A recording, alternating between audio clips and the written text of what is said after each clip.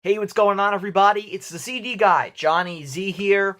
Thank you so much for tuning back into the channel, and today we're going to be taking a look at the top 10 worst final rock albums, 10 encores that nobody asked for. Of course, it bears repeating, everything that I do on this channel is all opinion-based, so if you enjoy any of these albums here, I think that's awesome. More power to you, glad you enjoy them, but I don't think I'm going to tick off too many people with these choices here, although I do know that there's a few people who really enjoy my number 10, and that's Monster by Kiss. For me personally, I just can't get into the Eric Singer and Tommy Thayer imposter era of Kiss. And at first I thought it was just my bias towards Ace and Peter, but, I enjoy pretty much all other eras of Kiss, even Eric Singer's contributions to the band, when their 90s output.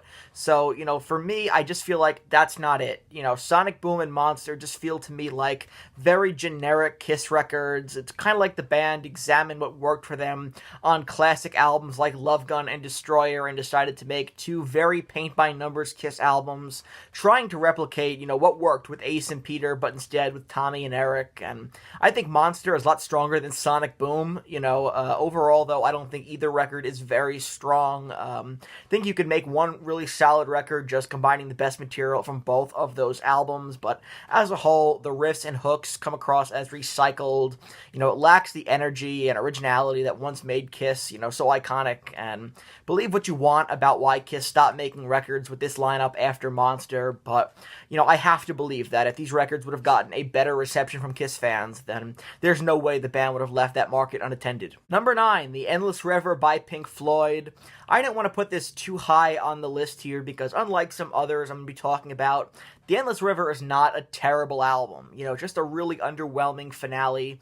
It's built largely from, leftover sessions, and the album feels more like, a tribute or an ambient project than really a fully realized studio effort from Pink Floyd. There's a, lack of substantial lyrical content throughout, and, lack of traditional song structures on here as well, so it kind of leaves it feeling incomplete. And, it's great relaxing music, right, with some atmospheric soundscapes. They lack the conceptual depth or a lot of the emotional resonance of, the band's classic albums. And, as a closing chapter, it feels more like a footnote than kind of this grand finale for Pink Floyd, which is disappointing considering the band's legacy. And in hindsight, it probably would have been best just to leave things alone after the division bell. Next, at number 8, let's go with Life, Love, and Hope by Boston. This is a record that took years to complete, but, the long gestation did not translate into a cohesive or compelling album, in my opinion.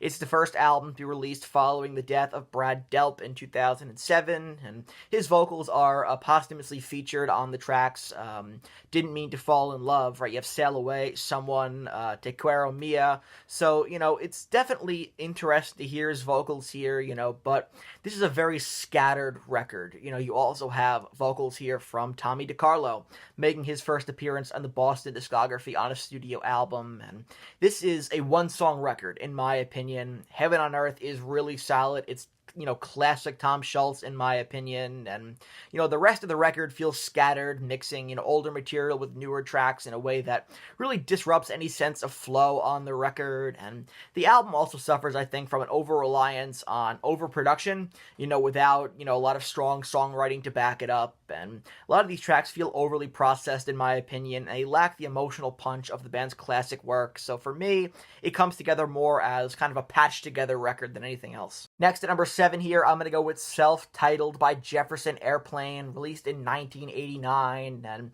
by the time this record rolled around, Jefferson Airplane were far removed from their psychedelic peak, and the cultural movement that had once fueled their music had kind of passed by this point, right? So the album struggles to recapture that spirit, and instead, maybe in response to that, it leans towards a more polished, mainstream rock sound that really lacked the edge and the experimentation, for sure, of their earlier work, and the production and the songwriting felt dated and uninspired, with little of the chemistry that once made the band, really exciting, which is a little surprising considering the fact that Marty Balin, Paul Kantner, Grace Slick, Jorma Kaukonen, and Jack Cassidy all returned for the album, but rather than a triumphant return to form or kind of a reinvention of the band's sound, this record feels like an afterthought in the Jefferson Airplane catalog, and so, a lot of the songs on here really fail to justify its own existence, especially as the final chapter in their discography. Now we're getting into really bad territory here. Number 6, Mardi Gras by Creedence Clearwater Revival.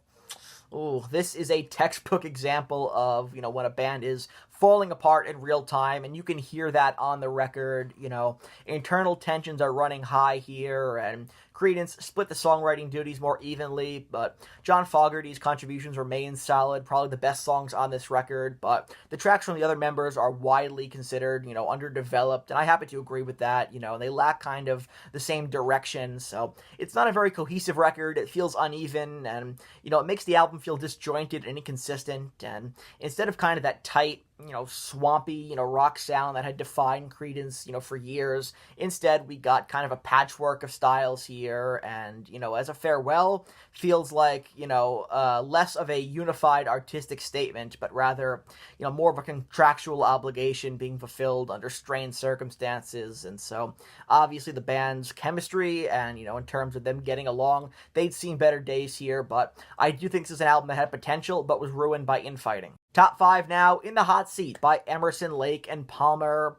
By the early 90s, ELP were struggling to stay relevant, and I think In the Hot Seat reflects that uncertainty. You had health issues that limited Keith Emerson's involvement, and the album leaned heavily into safer, more commercial territory, which, is not always a bad thing, as I've talked about pretty extensively at this point on the channel, but it abandons much of the virtuosity that once, defined the band, and the result, I think, is an album that feels watered down and pretty uninspired.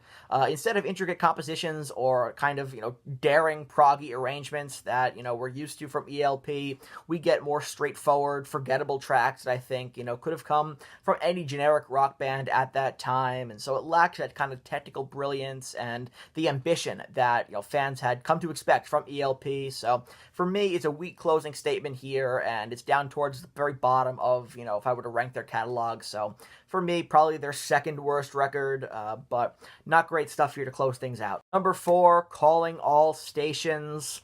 Phil Collins not involved in this project here. This is Genesis without Phil Collins, who, you either like Phil Collins or you don't. Maybe some people are more partial to, the stuff that they did previously with Peter Gabriel. Whatever your preference is, you cannot deny that when Phil Collins left to focus on his solo stuff here and Genesis decided to continue on, they lost a defining voice, literally and stylistically. You have Ray Wilson here who steps in on lead vocals, but the material does not play to his strengths, in my opinion, and so the songs feel mismatched, and they lack that emotional impact as well, and that's not so much Ray Wilson's fault. They hired him, he did the job they asked him to do, but the album struggles to establish really a clear identity. They're caught between their kind of proggy roots and their later, pop sensibilities, without Phil Collins there to kind of balance things out as the familiar voice of reason, and the songwriting itself feels a bit sluggish and overly long without a sufficient payoff. This album really goes nowhere, in my opinion. Many tracks lack memorable hooks, or dynamic shifts, and so it makes the album feel pretty monotonous as far as I'm concerned. Top 3 here, Shouting and Pointing by Mott. Shouting and Pointing, I think, suffers from, sounding like a band running on fumes here. Mott the Hoople had already peaked creatively, and by this point rebranded as just Mott by, this point, and it was clear that the inspiration was gone. There's no Mick Ralphs on here, no Mick Ronson, and no Ian Hunter either. The songwriting lacks the urgency and charisma that once, made them compelling, with tracks that feel generic and uninspired, especially, if you're comparing it to their earlier stuff. And I think compounding the issue on here is the strong, absence of a certain identity. The glam rock flair and theatrical energy that had defined their earlier work are largely missing, and it's replaced by a more conventional, bland rock approach. And instead of kind of evolving their sound in an interesting way, the band seems to fade into mediocrity, making this album feel like a quiet, disappointing exit. Mott the Hoople were a band who thrived on being young and energetic and authentic, and that's how they caught the eye of David Bowie in the first place. And, this album, in my opinion, seems to have just no spunk to it at all. I think shortening the band name to Mott is super telling of, how they'd become kind of a shell of themselves by this point. And this album reflects that really well. It'd be their final album. I'm not a fan personally of, either of the two records just under the name Mott. for me, Mott the Hoople ended a couple years earlier when it comes to, what I consider to be their classic stuff. I hardly consider those two records to be Mott the Hoople albums, and I guess on a technicality it's not, right, because these are Mott albums, but still not for me. I'm not a fan of these two records at all, especially Shouting and Pointing, which I think is the worst of the two, and so yeah, it makes for a very disappointing end to their catalog. Number 2, Cut the Crap by The Clash. I can only imagine what, 1977 Joe Strummer would think if you played this album for him then. I mean, by the time Cut the Crap was released, The Clash had already lost key members. There's no Mick Jones, Joe Strummer was left to kind of carry on with a drastically altered lineup here, and the result is an album that really barely resembles the band's earlier genre-defining work. The songwriting lacks kind of that melodic strength that helped to define them, right? It's not, in-your-face punky, in my opinion, and it's replaced instead by repetition, some repetitive chants on here, and pretty thin ideas that I think were stretched way too far. Production is another major issue on here, probably for me the biggest issue. It leans heavily on, drum machines, overprocessed sounds that give it a dated, artificial feel, even by, mid-80s standards. And so instead of this feeling like, an urgent or, rebellious, punk album by, pioneers of the genre, it feels really forced and hollow, and it's a record so bad Strummer himself pretty much disowned it, and even had a falling out with the band's manager, Bernie Rhodes, before the final mix was completed. And coming in at number 1, we have Lulu by Lou Reed, featuring Metallica. This is on an album I talk a lot about on the channel. I tend to choose not to, just because it's such an obvious punching bag, but for a list like this, there's no way around it, and so for this video, I actually went back and listened to Lulu for the first time in years, and it's as bad as I remembered. Oh man, I can't believe I got through it. But yeah, I definitely had to take a couple breaks in between, because it was a hard listen for sure.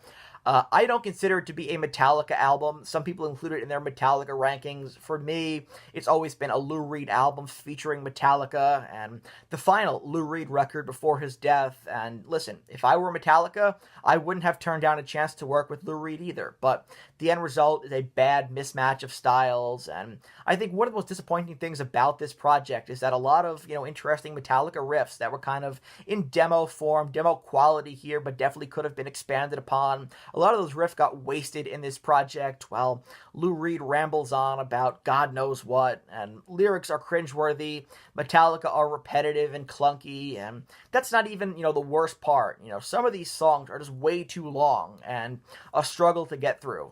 Junior Dad has no business being 19 minutes long. Dragon is another 11 minutes, right? Cheat on Me, another exhausting 11 minutes.